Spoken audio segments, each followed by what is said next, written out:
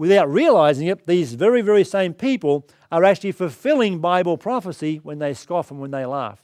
Because it says in the last days, this will take place. And many are laughing, many are scoffing at the things that are taking place before our very eyes today. And this leads us to our last sign. Sign number 18, the Noah's Day sign. The Noah's Day sign. We find here that the Bible tells us in Matthew 24, verse 37 to 39, but this is Jesus himself speaking here, but as the days of Noah were, so shall also the coming of the Son of Man be. For as in the days that were before the flood, they were eating and drinking, marrying and giving in marriage until the day that Noah entered into the ark, and knew not until the flood came and took them all away. So shall also the coming of the Son of Man be.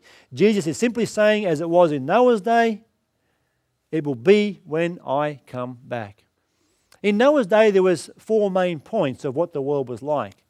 In Genesis chapter 6 and verse 5, it says, the imagination and the thoughts of people's hearts was evil continually. It also says in verse 11, Genesis 6 verse 11, that violence filled the earth. We are seeing that in our world today. It also tells us that they scoffed at Noah. Noah preached for 120 years that a flood would come. Get on board the ark was his call. But they scoffed and they laughed and they mocked. And the main point that God brings out, that Jesus Christ brings out here, is that they knew not their condition. You know, friends, many in our world today, they don't know the condition that they're in. They don't know the signs of the times. They don't know what's about to take place. Just as those in Noah's day had no idea a flood was coming, even though they were warned for 120 years, they laughed, they scoffed, they mocked. But when that rain began to fall, things began to change. People decided to get on board that ark, but sadly it was too late. They knew not their condition. They knew not the time. They understood not what was taking place around the world. And many are like this man upon the screen tonight. They are totally oblivious to what's taking place. They're about to walk down the manhole of life.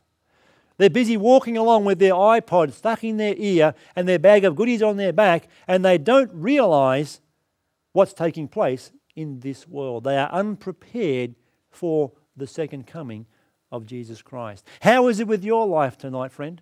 How is it with your life tonight? Are you like that man walking along life, iPod stuck in your ears, oblivious to the signs that are all around us that are telling us that Jesus Christ is soon to return? Are you oblivious to the things of the world, of what's taking place in our world today? You know, Jesus said his second coming would be just like it was in the days of Noah. They knew not until the flood came and took them all away. You know, friends, the last few grains of sand in the hourglass of time are now trickling through. And many are like those in Noah's day, unprepared. God is calling to get on board the ark of salvation. Friend, God is calling to you today. God is calling to your heart tonight. He's saying to you and I, get on board the ark.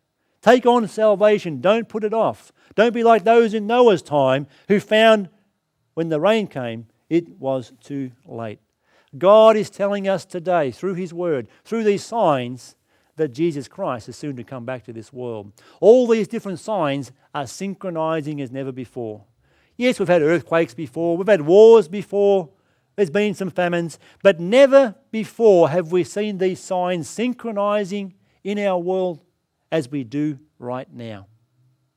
But there's also a positive side to these signs, because Jesus simply said in Luke 21 verse 28, and when these things begin to come to pass, then look up.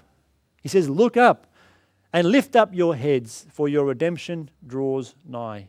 Yes, these signs can be frightening. They can be negative in some ways, but in the flip side of the coin, they are positive, because the Bible's telling us that they are telling us that Jesus Christ is soon to come to this earth.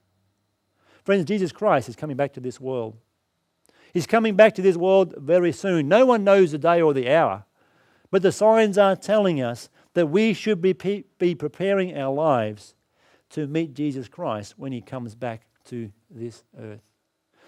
But what does it mean when the Bible says that Jesus is going to return? When the disciples ask that question, what will be the sign of thy coming and of the end of the world? What does it mean when Jesus Christ comes back? How will he come back? Why will he come back? Well, friend, you need to be here for our next lecture. It's entitled The Rapture and the Second Coming. How will Jesus come back to earth? What will happen when Jesus returns? And how will this affect you and me? May God bless you, and we'll see you in our next lecture.